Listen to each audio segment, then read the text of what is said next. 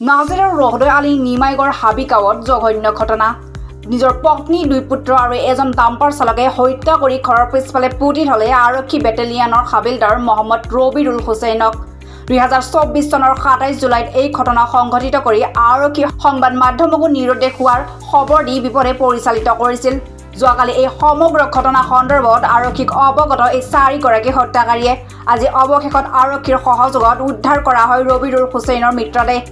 ধৃত হত্যাকাৰীকেইটাৰ নাম পত্নী বেবী বেগম, 2 পুত্ৰ ৰিদুল হুছেইন, মাহফুজ হুছেইন আৰু ডাম্পাৰ চালক মুকিব আলী। মানকাছৰৰ 26 APBNৰ হাবিলদাৰ আছিল মহম্মদ ৰবিউল হুছেইন। ইতিমধ্যে হত্যাকাৰীক আটক কৰিছে আৰক্ষীয়ে। নাজিৰাৰ পৰা হাফিজ আলীৰ ৰিপৰ্ট, ডিজিটেল আছাম লাইভ।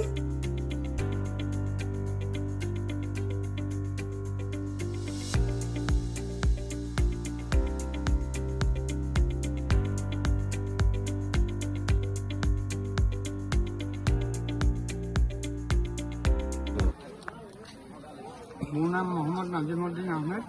মোৰ ঘৰ ৰহদৈ তিনিআলি। মোৰ ডাঙৰ দাদাইদেউৰ ল'ৰা পুলিচ প্ৰশাসনৰ কাম কৰা মহম্মদ ৰবিউল হুছেইন। তেখেত 27 জুলাইত তেওঁৰ দ্বিতীয় পত্নী আৰু তেওঁৰ দ্বিতীয় পত্নীৰ ল'ৰা দুটা, ৰিদুল হুছেইন আৰু মাহফুজ হুছেইন, আৰু তেওঁৰ গাড়ী চালক ড্ৰাইভাৰ মুকিব নিবাসী, ইহঁতি হত্যা কৰি আজি 11 মাহৰ মূৰত আজি মুকিবে ডেড বডি উলিয়াই দিয়ে তাৰ নিজৰ বাউণ্ডেৰীৰ ভিতৰত, লেট্ৰিনৰ কিনাৰত।